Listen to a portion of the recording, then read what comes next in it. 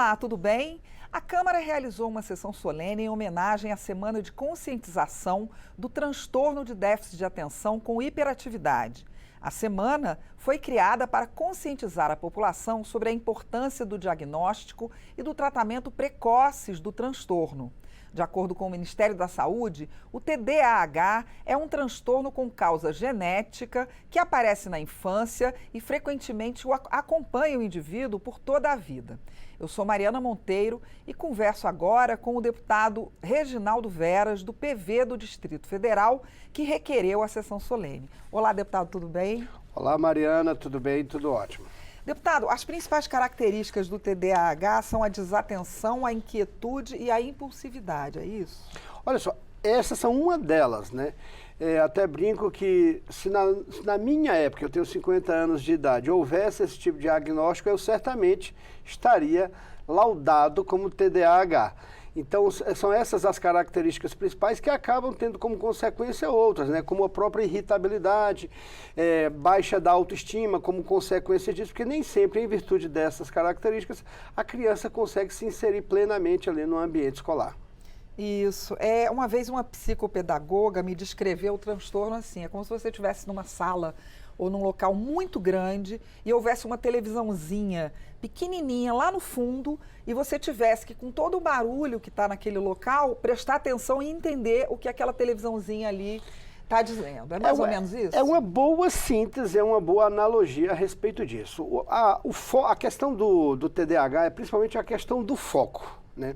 Ele não consegue se concentrar, em alguns casos há até o hiperfoco, mas em geral ele não consegue se concentrar e aquilo acaba gerando uma desatenção e ele não consegue ali fazer todo o seu planejamento mental da necessidade de focar naquela temática para assimilá-la e tudo mais. É como se o mundo inteiro ali não permitisse que ele prestasse atenção naquilo. Então essa analogia foi muito interessante. A pessoa com TDAH tem uma dificuldade de, por exemplo, num ambiente com barulho, prestar atenção no principal que está sendo dito, né? Com barulho ou até sem barulho. Claro que um ambiente com barulho atrapalha a todos nós numa questão de concentração, mas esse que já tem esse transtorno fica acentuado.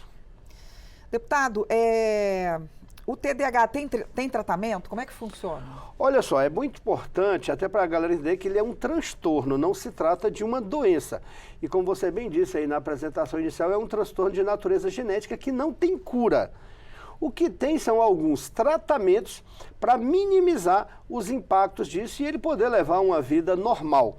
Então, vou lá, o tratamento passa desde o trabalho com o psicólogo, que é fundamental. Primeiro aquela coisa, o diagnóstico inicial tem que ser feito ou pela família ou pelos professores, via de regra é feito pelos professores, pelos orientadores educacionais, psicólogos no ambiente escolar, as equipes de multi-apoio que umas escolas têm. Feito esse diagnóstico, que se for de forma muito, precisa mesmo, tem que passar por um neurologista e alguns exames. Mas feito esse diagnóstico, tem o tratamento, que vai desde uma psicoterapia até, se for necessário, tratamento com medicação à base de estimulantes e tudo mais.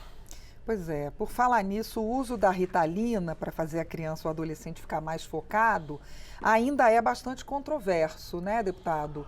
Tem pais que terminam decidindo usar, tem outros que decidem não usar, de acordo com a psicopedagoga ou psicóloga que esteja acompanhando o aluno, né? Olha, a grande questão é que a Ritalina é remédio e quem medica é médico.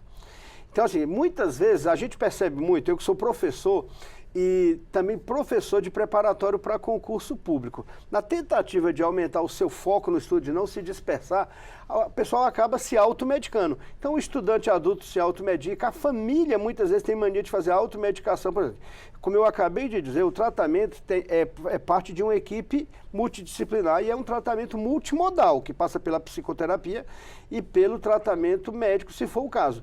E aí só quem pode medicar é médico, o neurologista ou, em alguns casos, até o psiquiatra. Quanto a algumas famílias têm resistência de usar a medicação, mesmo quando encaminhada para o médico, até por falta de informação, entender que aquilo é uma doença, de ter medo dos efeitos colaterais e tudo mais. Agora, o mais perigoso de tudo é a automedicação. Tá certo. Com que idade, mais ou menos, qual é a idade ideal para se começar um tratamento? A idade ideal é assim que descobrir. Tanto que a gente deixa claro, os especialistas deixam claro, e eu deixo claro que eu não sou um especialista, eu sou um cara que, graças à influência da minha ex-esposa, que é psicopedagoga e sempre me apresentou essa temática, graças à influência da Laila Dawold, que é uma psicóloga que trabalha na minha equipe desde o início de que eu sou parlamentar, e pelo fato de ser professor e já ter sido direção de escola, a gente já passou por todas as fases do ambiente escolar. E essas duas pessoas, minha ex-esposa, Fátima Braga, e a psicóloga que trabalha comigo, a Laila Dawold, eu sempre tive muito antenado nessa temática. Então, é muito importante que o diagnóstico seja feito o quanto antes.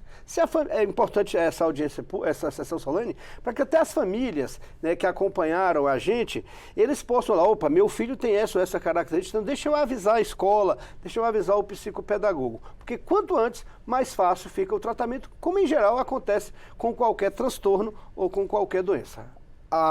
O diagnóstico precoce é que vai encaminhar o tratamento mais rápido.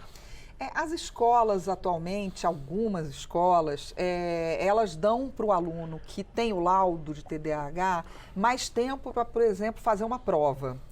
Isso é suficiente? Tem mais alguma coisa que o senhor indicaria em termos de orientação para as escolas? Olha, primeira coisa, tem que ser um trabalho integrado entre a família, a escola e, se for o caso, um profissional de saúde, psicólogo ou até mesmo um neurologista.